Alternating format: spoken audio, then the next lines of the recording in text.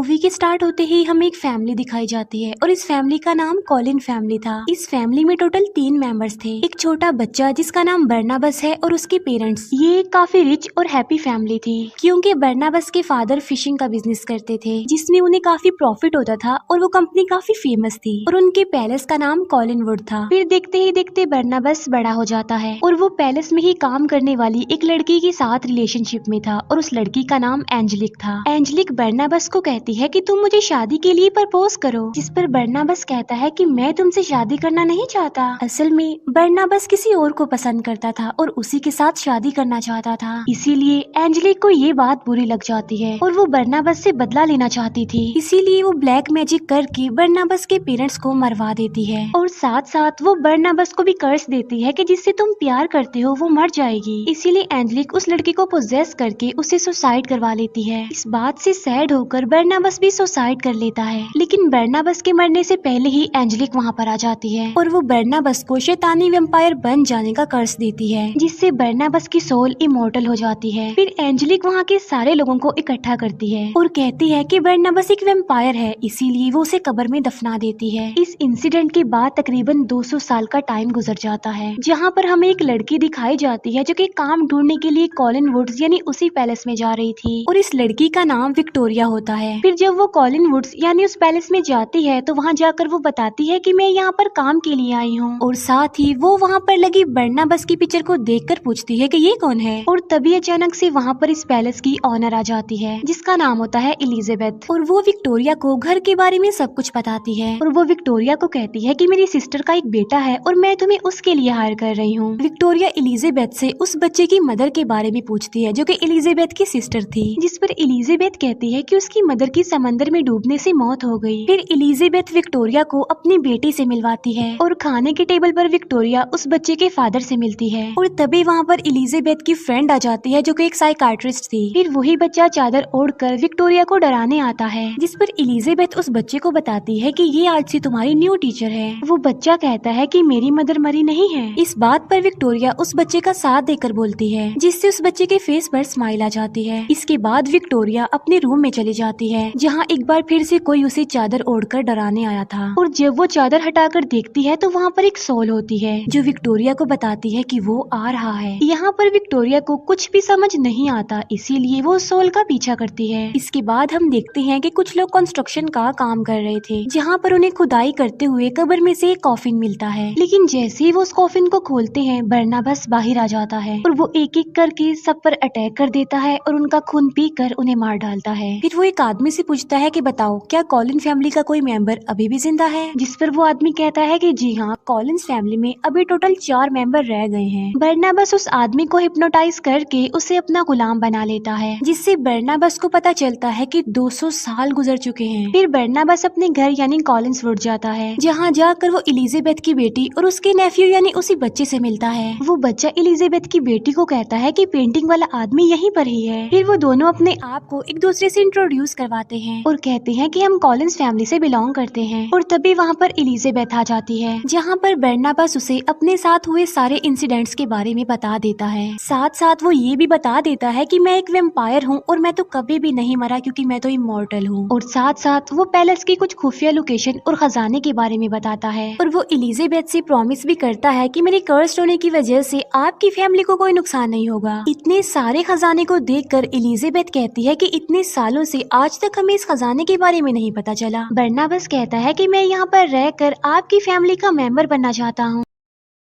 Elizabeth उसकी ये बात मान लेती है और साथ साथ वो ये भी कहती है कि ये बात हम दोनों के बीच ही सीक्रेट रहेगी। इसके बाद बर्नाबस फैमिली की बाकी मेंबर से मिलता है और अपने फिशिंग के बिजनेस के बारे में पूछता है, जिस पर एलिजाबेथ कहती है कि फिशिंग का बिजनेस ऑलमोस्ट खत्म ही होने वाला है क्योंकि उस पर एंजेलिक ने कब्जा कर लिया है। उसने सारे फिशरमैन्स को खरीद लिया है, जिस पर बर्नाबस कहता है कि आपको फिक्र करने की कोई जरूरत नहीं है, अब मैं आ गया हूँ ना, अब मैं बिल्कुल सही कर दूंगा सब कुछ। तभी वहाँ पर विक्टोरिया भी आ जाती है, जिस पर बर्नाबस बस उसे अपनी मर्जी का एक निकनेम दे देता है। इसके बाद हमें एंजेलिक दिखाई जाती है, जिसका फिशिंग का बिजनेस काफी सक्सेसफुल चल रहा था। एंजेलिक को जंगल में होने वाली मर्डर्स के बारे में पता चलता है। तब एंजेलिक चेक करने के लिए खुद वहाँ पर जाती है और वहाँ जाकर उसे पता चलता है कि बर्नाबस अपनी कब्र से बाहर आ गया है और वो फौरन समझ जाती है कि बर्नाबस अपने पैलेस यानी कॉलिनवुड में ही गया होगा और इसीलिए एंजेलिक भी कॉलिनवुड चली जाती है और वहाँ जाकर वो एलिजाबेथ से बर्नाबस के बारे में पूछती है और इसके बाद एंजेलिक बर्नाबस से मिलती है। अब क्योंकि वो एक दूसरे को जानते थे इसीलिए वो अपनी पास्ट की पुरानी बातें करने लगते हैं। बर्नाबस उसे कहता है कि तुमने मेरे साथ अच्छा नहीं किया, जिस लड़की को मैं पसंद करता था उसे मार दिया और मुझे कर्ज देकर वेम्पायर बना दिया। लेकिन एंजेलिक उसे तसल्ली देकर कहती है कि सब कुछ भूल जाओ क्योंकि मैं तुम्हारे साथ अपनी लाइफ का न्यू स्टार्ट लेना चाहती हूँ। लेकिन इसके लिए बर्नाबस उसे साफ इनकार करता है और यहाँ पर बर्नाबस को ये भी पता चल जाता है कि असल में एंजेलिक ने ही उनके बिजनेस को डिस्ट्रॉय किया है। इसके बाद बर्नाबस खजाने के पैसों से कंपनी को फिर से स्टार्ट करता है और ये बात एंजेलिक को काफी बुरी लगती है, वो काफी जेलस होती है। फिर वो साइकाइट्रिस्ट बर्नाबस को हिप्नोटाइज करती है, जहाँ पर उसे पता चलता है कि बर्नाबस असल में एक वेम्पायर है और तब वो फौरन एलिजाबेथ के पास जाती है और उसे कहती है कि तुमने मुझसे क्यों छुपाया कि बर्नाबस एक वेम्पायर है। अब क्योंकि वो वेम्पायर है, वो किलर है, उसे घर में रखना ठीक नहीं है, उसे घर से निकाल दो। जिस पर एलिजाबेथ कहती है कि नहीं, वो कहीं पर भी नहीं जाएगा, वो हमारे साथ इसी घर में ही रहेगा क्योंकि वो भी हमारी फैमिली यानी कॉलिंस फैमिली का एक मेंबर है। इसके बाद बर्नाबस और विक्टोरिया की दोस्ती हो जाती है और वो एक दूसरे के साथ काफी टाइम स्पेंड करने लग गए थे। एंजेलिक बर्नाबस से मिलने के लिए एक मीटिंग रख लेती है और तब बर्नाबस उससे मिलने के लिए उसके ऑफिस जाता है। एंजेलिक उससे कहती है कि तुम अपनी कंपनी मुझे सेल कर दो, लेकिन बर्नाबस इसके लिए साफ इनकार कर देता है और वो एंजेलिक को कहता है कि सब कुछ डिस्ट्रॉय करने के पीछे तुम्हारा ही तो हाथ है। फिर वो साइकाइट्रिस्ट बहाने से बर्नाबस का ब्लड निकाल लेती है। फिर विक्टोरिया को उसके ड्रीम में उसके बचपन का सीन नजर आता है कि जब वो छोटी थी तो उसे गोश्त दिखाई दिया करते थे और इस बात से तंग आकर विक्टोरिया के पेरेंट्स ने उसे मेंटल अजाइलम में भेज दिया। असल में विक्टोरिया को सिर्फ एक लड़की का ही गोश्त नजर आता था और उस लड़की का गोश्त विक्टोरिया को बार बार एक ही चीज दिखाता था कि जैसे वो सुसाइड कर रही है। फिर कंपनी की ओपनिंग पर बर्नाबस और एलिजाबेथ सेलिब्रेशन करने के लिए एक पार्टी रखते हैं। फिर विक्टोरिया और बर्नाबस एक दूसरे से मिलते हैं, जहाँ पर विक्टोरिया बर्नाबस को अपने बचपन की बात बताती है कि जब मैं छोटी थी तो मेरे पेरेंट्स ने मुझे मेंटल असाइलम भेज दिया, ये सोचकर कि मैं कर्स्ड हूँ क्योंकि उसे भूत दिखाई देते थे। और उस पार्टी में एंजेलिक भी आती है और तब वो जाती है बर्नाबस के पास और जब वो विक्टोरिया और बर्नाबस को एक साथ देखती है तो वो जेलस हो जाती है। फिर उस बच्चे के फादर उसे छोड़कर चले जाते हैं, जिससे वो बच्चा काफी दुखी हो जाता है और फिर वो अपने रूम की तरफ भाग जाता है। तभी बर्नाबस के गुलाम से एक लाइट फिक्सचर उस बच्चे के ऊपर गिरने वाला होता है, लेकिन बर्नाबस जल्दी से भागकर उस बच्चे की जान बचा लेता है और तभी बर्नाबस के ऊपर सनलाइट पड़ती है जिससे वो जलने लगता है, जिससे वहाँ के सारे लोगों को पता चल जाता है कि बर्नाबस कोई इंसान नहीं बल्कि वो एक वेम्पायर है। और ये देखकर सब लोग वहाँ से चले जाते हैं और फिर बर्नाबस विक्टोरिया के पास आता है, लेकिन विक्टोरिया भी वहाँ से चली जाती है। फिर बर्नाबस एंजेलिक के पास जाता है और उसे कहता है कि मुझे ठीक कर दो, लेकिन उल्टा एंजेलिक बर्नाबस को ही ब्लेम करती है कि तुमने जंगल में इतने सारे मर्डर्स किए। बर्नाबस कहता है कि जो मैंने किया वो मैंने जानबूझकर नहीं किया, इस सब के पीछे वजह तुम ही हो। एंजेलिक कहती है कि आज से 200 साल पहले जो मैंने तुम्हारे साथ किया था मैं उसे दोबारा भी कर सकती हूँ और मैंने विक्टोरिया को भी हिप्नोटाइज कर दिया है ताकि वो भी सुसाइड करके मर जाए। और कहती है कि तुम मेरे साथ मिलकर पार्टनरशिप कर लो वरना मैं तुम्हें दोबारा से कब्र में दफना दूंगी, जिस पर बर्नाबस साफ इनकार कर देता है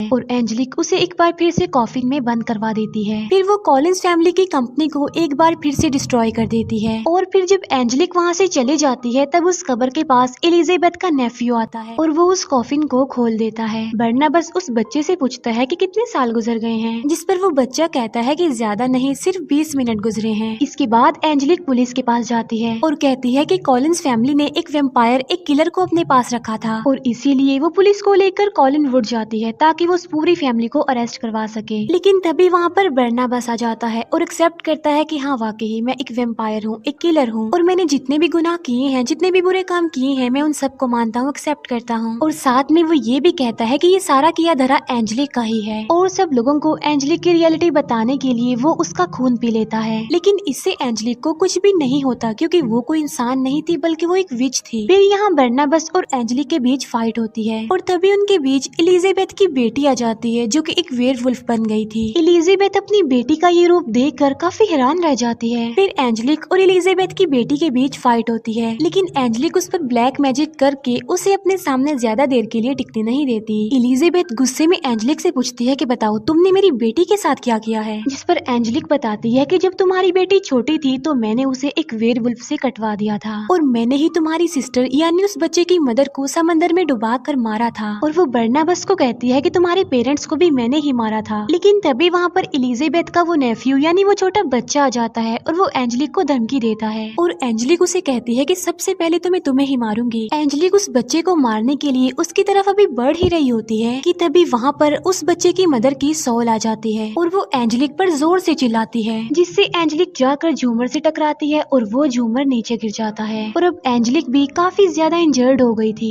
तब बर्नाबस सबको कहता है कि जल्दी से घर से बाहर चले जाएं और देखते ही देखते पूरे घर में आग लग जाती है। तब एलिजाबेथ सबको लेकर घर से बाहर आ जाती है। बर्नाबस के गुलाम को भी होश आता है और वो भी बाहर चला जाता है। इसके बाद बर्नाबस एंजेलिक के पास जाता है और उसे कहता है कि तुमने तो मुझसे कभी प्यार किया ही नहीं और ये सब कुछ तो तुम्हारा ब्लैक मैजिक था क्योंकि तुम मेरे ऊपर अपना कंट्रोल करना चाहती थी। तब एंजेलिक उससे कहती है कि नहीं तुम गलत कह रहे हो, मैं तुमसे प्यार करती हूँ। और तब वो बर्नाबस को अपना दिल निकाल कर दे देती है और बर्नाबस की आंखों के सामने ही एंजेलिक की मौत हो जाती है। फिर इसके बाद बर्नाबस घर के बाहर विक्टोरिया को ढूंढने जाता है जो कि एंजेलिक के पोजेस करने की वजह से सुसाइड करने के लिए माउंटेन्स की तरफ जा रही थी। विक्टोरिया भी कूद कर सुसाइड करने ही वाली होती है कि तभी वहाँ पर बर्नाबस आकर उसे ऐसा करने से रोक लेता है। विक्टोरिया उसे कहती है कि हम कभी भी एक नहीं हो सकते, तुमने मुझे हमेशा के लिए खो दिया क्योंकि तुम वेम्पायर हो, तुम अंधेरे में रहते हो और मैं लाइट में रहती हूँ। बर्नाबस कहता है कि इसका कोई ना कोई सोल्यूशन हम निकाल लेंगे। ये सुनकर विक्टोरिया कहती है कि सिर्फ एक ही रास्ता है और कहते ही वो कूद जाती है। तब बर्नाबस भी उसके साथ ही कूद जाता है, लेकिन इससे पहले कि वो दोनों जमीन पर गिरते बर्नाबस उसे काट लेता है। जमीन पर गिरने के बाद बर्नाबस सोचता है कि विक्टोरिया मर चुकी है और तभी विक्टोरिया वेम्पायर बनकर अपनी आंखें खोलती है और बर्नाबस को कहती है कि तुम मुझे विक्टोरिया मत कहो बल्कि तुम मुझे उसी नाम से बुलाओ जो तुमने मेरा निकनेम रखा था, क्योंकि आज से मैं भी तुम्हारी तरह एक वेम्पायर बन गई हूँ। और तब वो हमेशा के लिए एक दूसरे से मिल जाते हैं और इसी के साथ ही ये मूवी यहीं पर एंड हो जाती है। Thank you for watching.